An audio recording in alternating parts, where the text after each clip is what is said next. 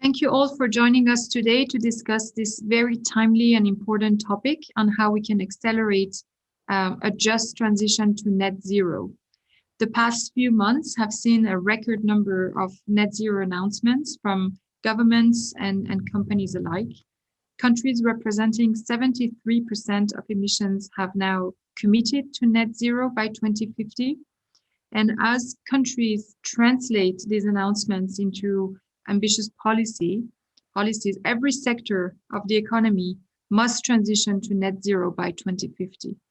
And this transition will result in new jobs emerging, in some jobs disappearing, and others being fundamentally transformed.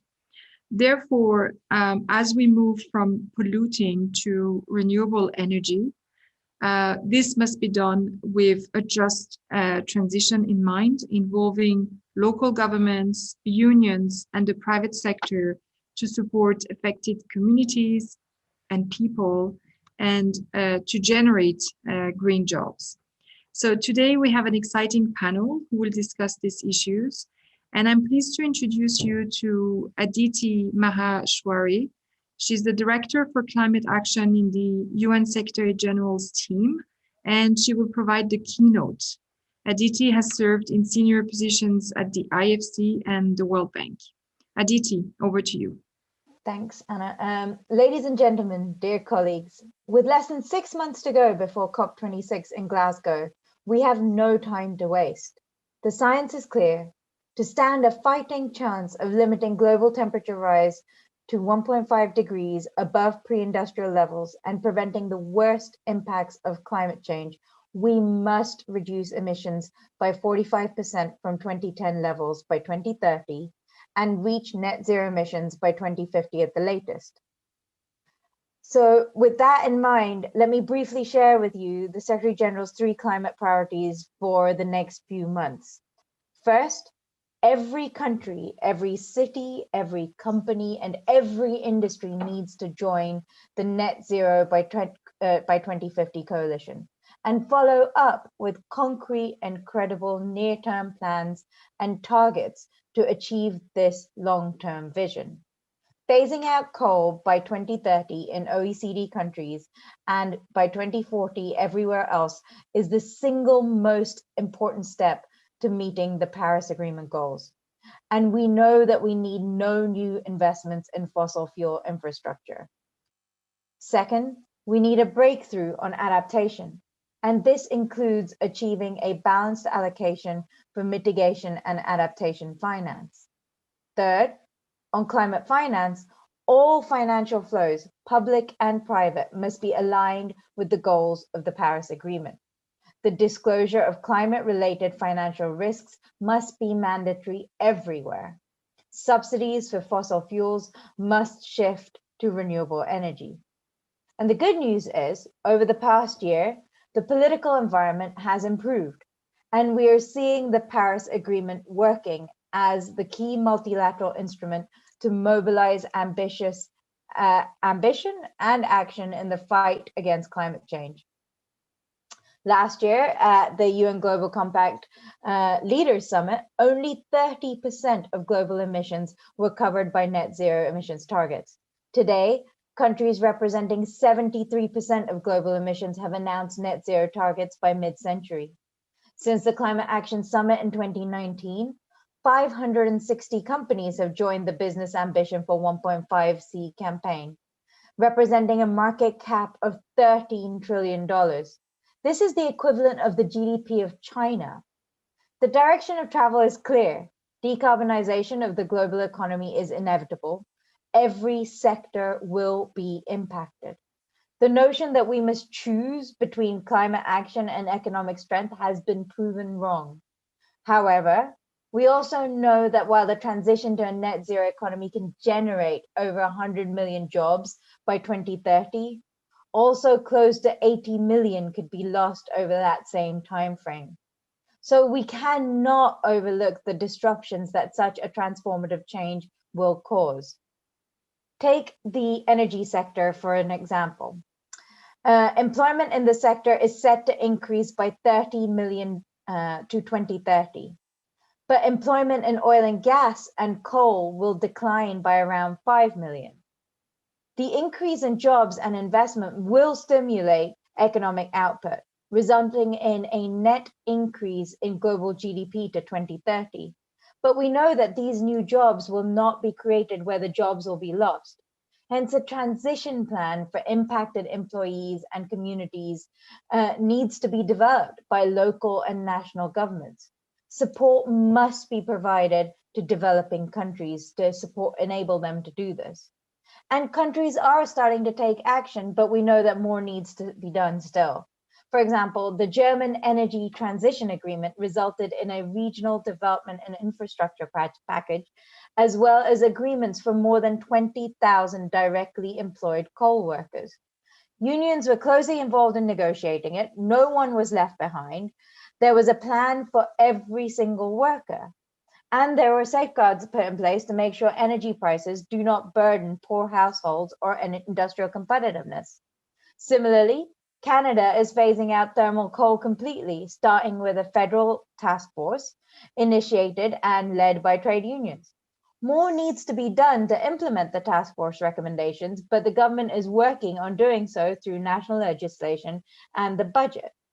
So what I'm saying is that the just transition is critical. A just transition requires managing the impacts on workers and communities while ensuring that new jobs are created in low emission sectors, and these are fair, decent, and inclusive jobs. At the Climate Action Summit in 2019, 2 initiatives were launched to support governments and the private sector to take action. First, as part of the International Labour Organization's Climate Action for Jobs initiative, governments can receive analytical and technical support to implement the ILO's guidelines for a just transition, to turn them into policies and practices. Every government is invited to join this initiative. Second, in 2019, 15 major companies from the energy, industrial, and other sectors, including Ørsted, Enel, Acciona, NNG, and Safaricom, who we're going to hear from later, committed to the Just Transition Pledge. As part of this pledge, the B team, together with partners, supports companies to implement a just transition, for instance, by aligning labor standards and wages in new industries with climate ambition and ensuring the inclusion of employees in company decision-making. The private sector is critical to delivering a just transition, and the B team are guiding companies to take 3 key steps. Step 1, engage. Invite employees and unions to participate in a structured social dialogue on the company's emissions reduction plan. Step 2, plan.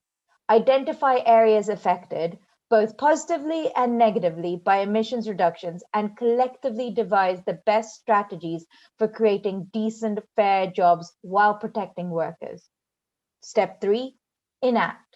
Integrate social criteria into existing and new business processes and measure and evaluate their impact. But what else can companies do? Broadly, companies both individually and collectively within their sector can and must play a much bigger role, not just through the taxes they pay, but also through respecting labor rights, setting and enforcing good labor standards for workers in their supply chains, and actively advocating for laws that protect labor rights and promote a just transition. Beyond that, companies need to do their share to create good and low emissions jobs. Distinguished business leaders, friends, economics and technology are on our side. To make the deep emissions cuts needed by 2030, we have all the necessary technologies available, and the global financial system is aligning with the goals of the Paris Agreement. But a just transition cannot be an afterthought. It is an integral part of climate action and a responsibility for all of us. Thank you. Thank you so much, Aditi. Your remarks set the stage very well for us to deep dive into how we can accelerate the just transition to net zero. So I'm delighted to be introducing and moderating today's panel, which will explore ways to ensure the just transition by engaging diverse stakeholders.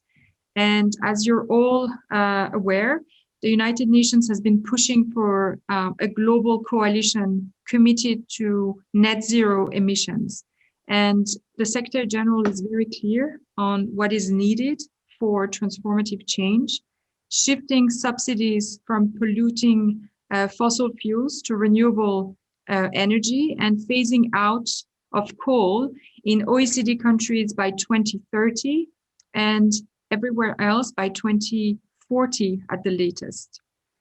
So therefore, governments need to focus their attention on ensuring a just transition where opportunities outweigh job loss.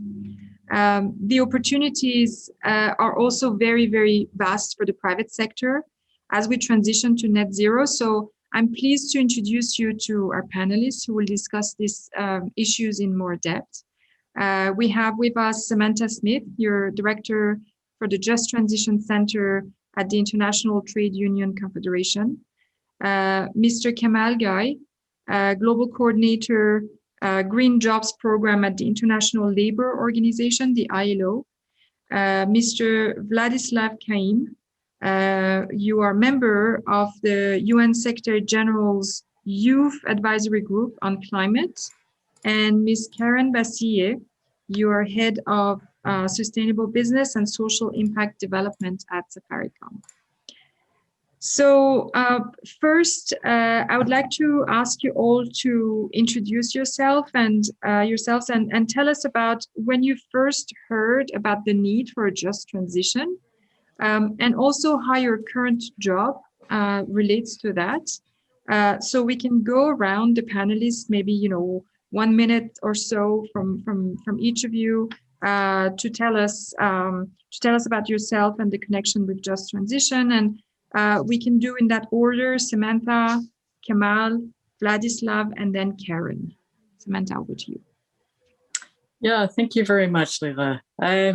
So I first heard about the need for a just transition when I was working actually in the climate movement. So I was the global leader for WWF's climate and energy work. And it became pretty clear that although we had lots of good technical solutions, actually the climate movement needed a base. And working people organized in unions are still the world's second largest group of organized individuals. And while I was at WWF, I worked a lot with the trade union movement actually on all of these issues, including just transition, and felt strongly that this was something where much more needed to be done to make climate policy meaningful for working people and answer people's core questions. That's even more true now in the pandemic. In terms of where I work, so I work for the International Trade Union Confederation. We represent 220 million organized workers in 162 countries. And the Just Transition Center was set up in the aftermath of the Paris Agreement and the agreement in the ILO of UN guidelines on what just transition is, which I'm sure Kamal will tell us about, in order to help unions deliver on this on the ground. So that's what we do. Excellent. Actually, Kamal, over to you. Well, thank you. I'm Mustafa Kamal Ghai. I'm a global coordinator for green jobs at the International Labour Organization. I first came across the notion of just transition in 2013 when the International Labour Conference, which is the highest governing entity of the ILO, with the tripartite constituency, had a first general discussion on sustainable development, decent work, and green jobs. And out of that discussion came a realization that the ecological transition will affect the work of work in many ways, positive but negative impacts, and that it was important to maximize opportunities and minimize risks, and that there was a need for a framework to do that, the Just Transition framework.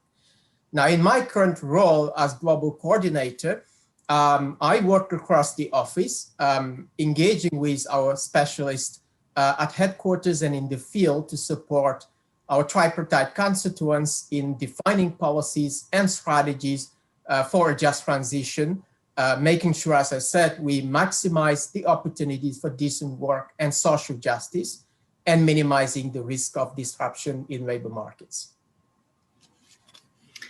Thank you so much, Kamal. Vladislav, over to you. Thank you, Leila. I'm Vladislav Kaim, a 25-year-old soon-to-be graduate Master of Science in Economics at Lund University in Sweden. I myself come from the Republic of Moldova, and I came to the notion of, in the contact with the notion of just transition for the first time while preparing the intervention on behalf of the UN Major Group on Children and Youth at the event organized by the ILO in 2019 at the UNGA week. But what I realized back then is also that even though I encountered that notion first time there, just transition was part of my work as a youth advocate for sustainability, climate, and sustainable economic growth way before that.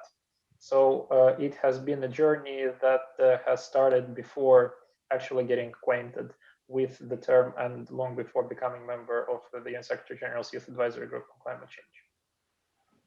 Makes a lot of sense. So you were doing it without knowing that this was just transition. Karen, how about you?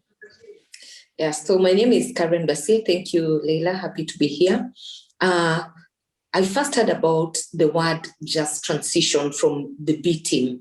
And I think it was in one of those United Nations General Assembly side meetings when Safaricom had joined the B team, and we're working towards decent jobs, we're working towards green, towards renewable energy. But when I reflect back, it was just the word that had been coined at that time. But through the Kenya government, we had started working on green jobs and decent work within the environment space. So we had not given it a term, but officially I had it from one of the UNGC General Assembly meetings. And to me, it was very fascinating because looking at where we sit as Safaricom, Safaricom is a technology company, and our mission, our purpose is to transform lives. And we have the vision of being a purpose-led technology company. So looking at the amount of diesel we are using in our sites and that kind of thing, it was very interesting for me to see this kind of technology or terminology that was being used around. So at Safaricom, I had the sustainable business and social impact, and this is the team that is leading the company in initiatives towards a just transition. So we are the people who hold the sustainable business vision for the company. And this is part and parcel of what we do here at the company. Thank you. Great. Thanks, Karen. Well, it's really great to have you all with us. Lots of great insights and expertise and experience on the panel. So I'd like to dive deeper now with a few questions for all of you. Samantha, I'll start with you again. So in your organization, you bring together workers, their unions, communities, businesses, and governments in social dialogue. And a lot of it is about making sure that labor has a seat at the table. Do you have examples of best practices for how businesses can engage in this just transition movement? Have you come across some good success stories on that? Sure. I mean, maybe I should just start by saying that we already have rules for what is just transition, and those include always that workers and unions have a seat at the table with our social partners, the employers, and often with governments. And then in some places also, you have communities and civil society. In other places, there's a whole process of stakeholder engagement separate from social dialogue. So using that ILO framework, there's actually lots of good developing practice with business. I'll give one example. We played a small but maybe helpful role in getting the world's biggest offshore wind company, Ørsted, to come to the table with American or with US labor unions. And they reached a groundbreaking framework agreement, which commits both sides to joint training programs and skills development. Offshore wind will be a new industry in the United States. There will be some new skills and upskilling that's needed. Decent job standards. So Ørsted has committed itself to what we would call prevailing wage or high road in the US. That's fair wages, benefits, including health and pension, and so on. And then also to have a kind of partnership about how the supply chain, how permitting and so on develops up and down the East Coast. Because if we work together, sometimes we can do more to get stuff built than we would if we were doing it separately. So that was in the end a good example. It took some work, but really providing pathways for the building trades workers who are organized by the North American Building Trades Union and their members into these good skilled jobs in offshore wind. And then beyond that, we did prepare a kind of guide for businesses about what is the employer side of just transition. We took the ILO guidelines and sort of rewrote them with the B team into something a little easier to understand for corporate executives. But I think the first thing is respect labor rights, because we sometimes have employers who come to us very keen to work on just transition. And when we ask them, okay, well, so are your employees organized? Have they formed a union? And the answer is no. We're like, okay, we can't do anything for you, because if you don't have these fundamental labor rights at the core, so that you actually can have effective partnerships, industrial relations, collective voice by workers, you really can't get a just transition. I want to add one other element, which is also about this regional perspective. So we just finished the first year of a big initiative from all of European labor and us on just transition across different sectors in Europe with the focus on industry. And one thing that jumps out, both from the regulatory framework, but from what we heard on the ground from our affiliates and their members, is that, yes, it's important for businesses to try to drive just transition within their enterprise and their supply chains by retaining, retraining, and redeploying the people they have as they shift their activities towards lower emissions. But then you also need this broader action to invest in regions, modernize infrastructure, and do all the things that are going to make the region a good place for people to work and stay and for employers to come there. So I'll stop there with some more examples if that's helpful. That's really, really insightful. Thanks for sharing that. And if we have time, or if there are questions also coming up later for you outside of this session today, I think it would be really helpful to hear things around the fossil fuel industry and their transition, and how you've been able to work around that with organized labor. But Mustafa Kemal, the ILO has some of the fundamental principles for labor and also frameworks that have been developed around just transition. Many of those relate to policy changes, and the private sector has also a role to play in helping develop these policies. So can you tell us a little bit more about which trends you see in terms of the participation of the private sector on just transition, on green jobs, as you at the ILO developed these frameworks that become sort of the foundation for the work ahead? Thank you. I think the positive thing is that the private sector is taking a more proactive role now in the debate on environmental sustainability and a just transition. And at the ILO, we see that very well with the International Organization of Employers, which is the voice of business at the ILO. But I see challenges on two fronts, and they are both about certainty. I think the private sector is looking at certainty on the policy side, and it's about the sense of direction, knowing that governments are clearly moving towards a net zero trajectory. And that's why it's important that countries come forward now and make those commitments clear with a timeline. The other element of certainty is this notion of cost of doing business.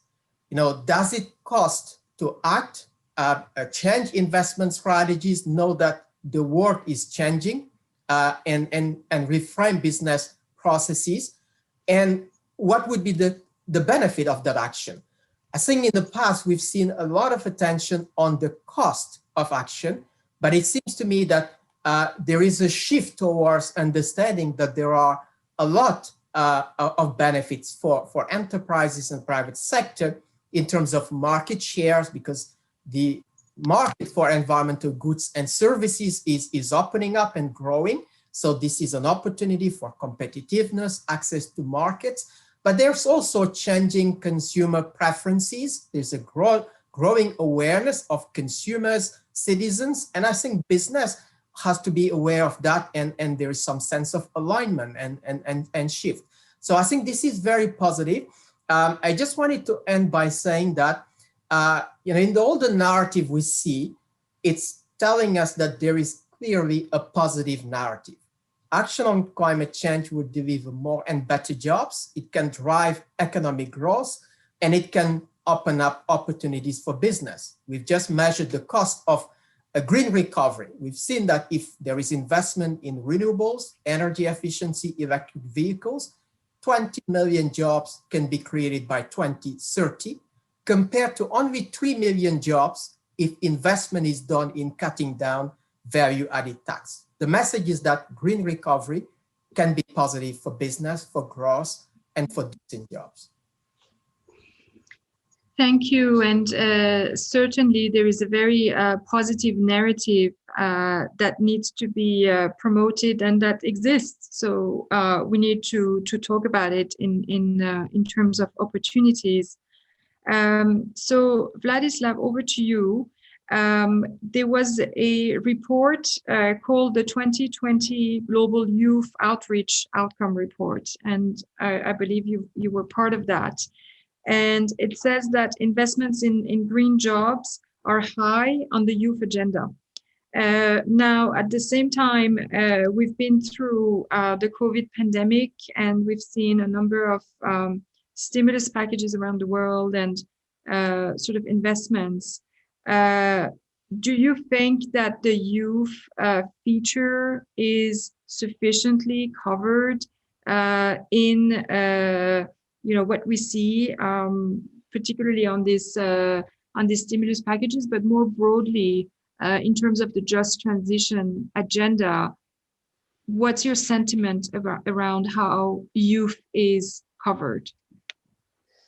First of all, indeed, we acknowledge that the report was prepared by all members, in fact, of the Youth Advisory Group, including me, and it has summarized both the inputs that were gathered during our global youth consultation that took place in November, as well as summing up the engagements that we had throughout the year 2020. It reflected a mood of simmering discontent at the amount of waste, first of all, that is contained in the COVID packages as far as its green credentials go in general, before going to the issue of green jobs for youth. International Institute for Sustainable Development has estimated that G20 countries just during the year 2020, as part of their COVID stimulus packages, have spent $250 billion on subsidizing fossil fuels. Those are the money locked in. Those are the money we won't get back. Our generation will not get back, and neither will the generation of our kids as well. So when it comes to the focus on the green aspects of those stimuli, we can see a higher correlation of being able to put up more money for that with the level of income of a country. And here we cannot pass up the issue of how many of the countries that are not so fortunate are still on the hook with the exacerbated debt problems. And the initiatives such as DSSI, while they are helpful, they are only deferring the problem to even further.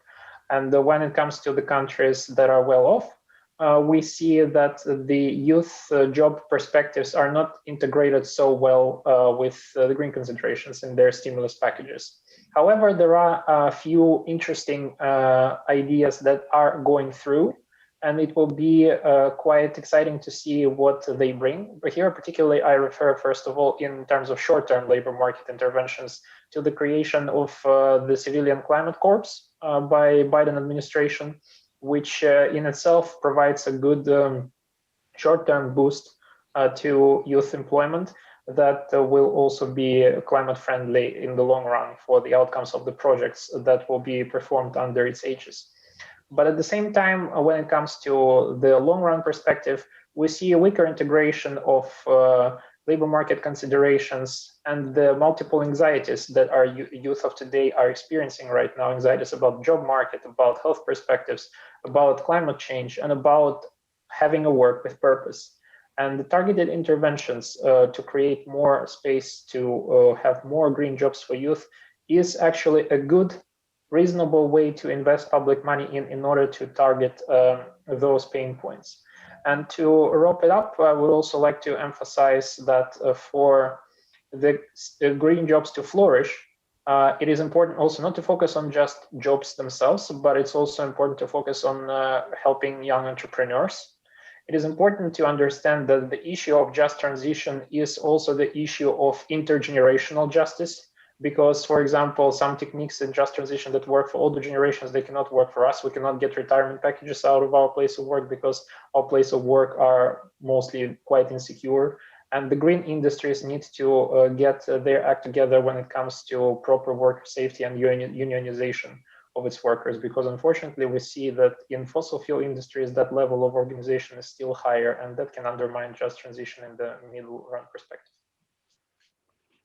Thank you, Vladislav. So insightful, and you're right to say that the youth in general is, they're facing multiple challenges, and it's all been even exacerbated by COVID, unfortunately.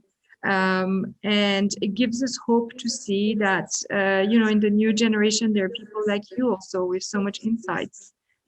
So keep it up, and thanks for your inputs as well. So Karen, I'm going to move over to you. Can you tell us a little bit more about what Safaricom is doing on the topic of just transition? You've made some commitments. You mentioned the Just Transition Pledge back in 2018. Tell us more about that, and also if you were to give advices to other companies, what would you say is important in terms of keeping in mind employment and achieving net zero by 2050? Yeah. So at Safaricom, we have integrated the Sustainable Development Goals as part of our business strategy. And part of this is the commitment we made to be net zero by 2050. So publicly it's 2050, internally we're working towards 2030.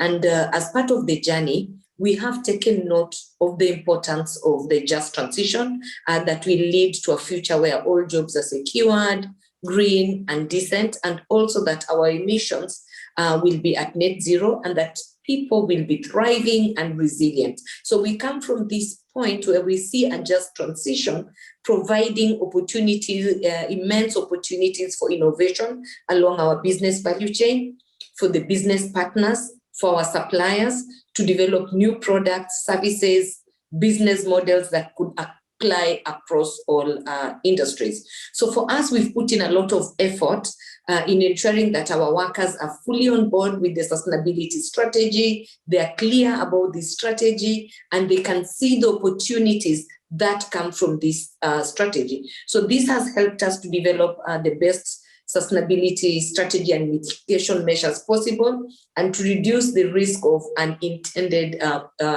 consequences. So it has been very, very intentional. So if I look at internally some of the learning programs, we will ensure that we're integrating all skills and competencies to prepare our employees for future skills that are required for the just transition. So we are preparing our employees for future skills, and we call it a one more skill. So which one more skill will you have as we transition as a business? When I look at our business partners as well as our suppliers, we've onboarded them. So I look at something like the renewable energy companies. We do collaborate to ensure that we continue to accelerate growth and provide renewable energy that is future fit for our economic needs, while at the same time still ensuring that the jobs provided are fair, workers are given security they need to be fully productive, and we keep driving innovation that will get us to net zero.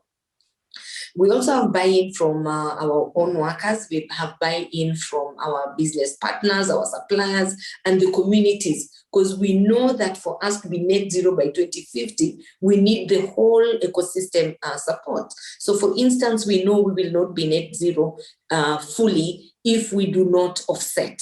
So we are working with communities on a program called 5 million trees. If we plant these trees, we know we will be able to offset I think 25% of our emissions, but it is us in partnership with our communities. So the communities are really, really helping us a lot.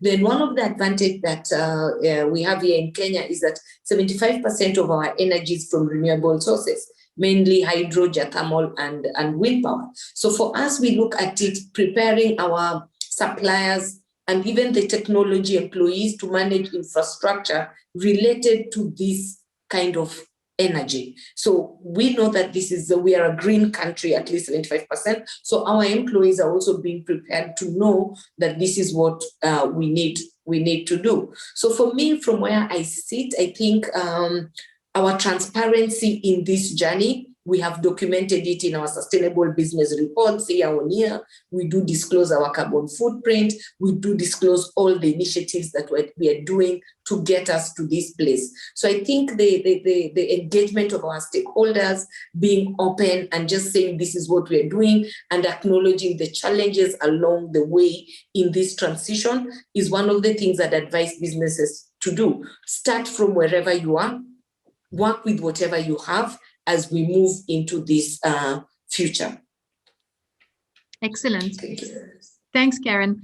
Well, we're getting to the end of our time for the panel today. So I'll just do one round really quickly for each of you to tell us, what's your main takeaway? If you want people to remember one thing very important on this agenda, what would you say? And we can go in this order, we can reverse the order. So Vladislav, Karen, Mustafa Kemal, and Samantha. It's not the exact same order, but we can follow that.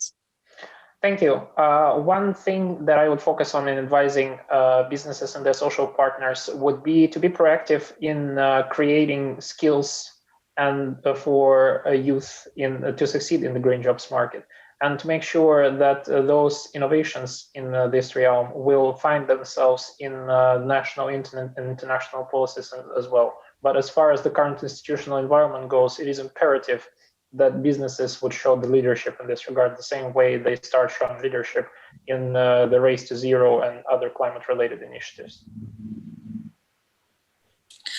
I think for me, the one lesson we have learned is that the just transition is a marathon. It is not a short race. So you need to involve everyone in the race to the just transition, in the race to net zero.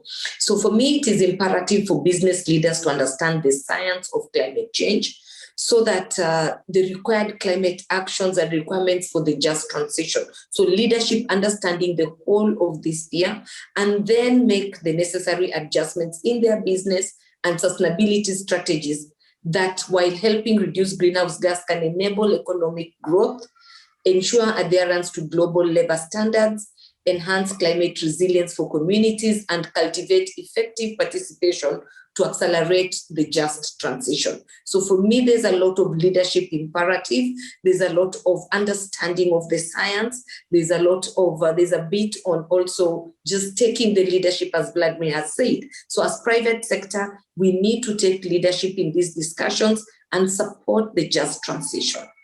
Thank you.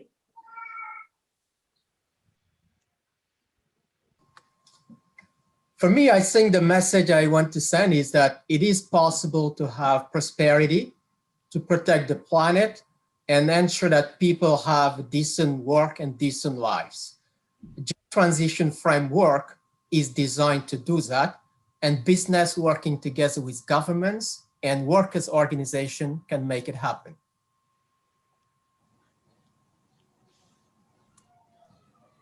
So my quick takeaway is that we all need to read the room.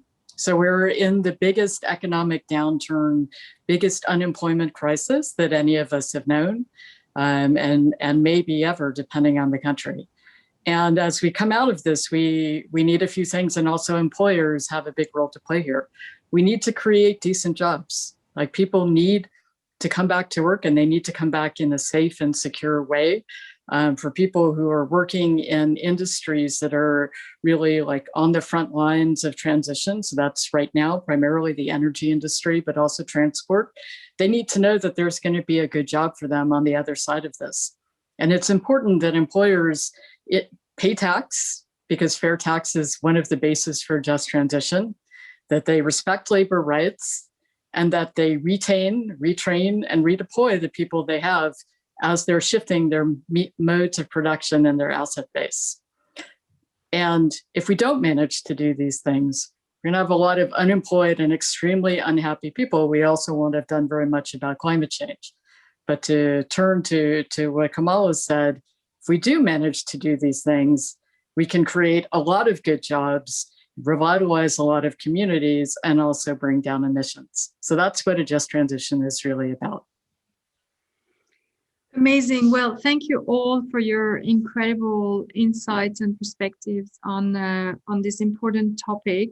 And it's very clear that, especially for our youth, for all of the workers, this topic is incredibly important. And thank you all for your very strong messages, very clear messages on what needs to be done, and also the opportunities ahead of us. So we're reaching now the end of our panel. I would like to thank the panelists once again for your time and the very encouraging messages that you're promoting and your efforts. And I hope this is going to help advance the agenda and advance the discussions on just transition, and with keeping in mind youth in particular. So thank you all, and bye everyone.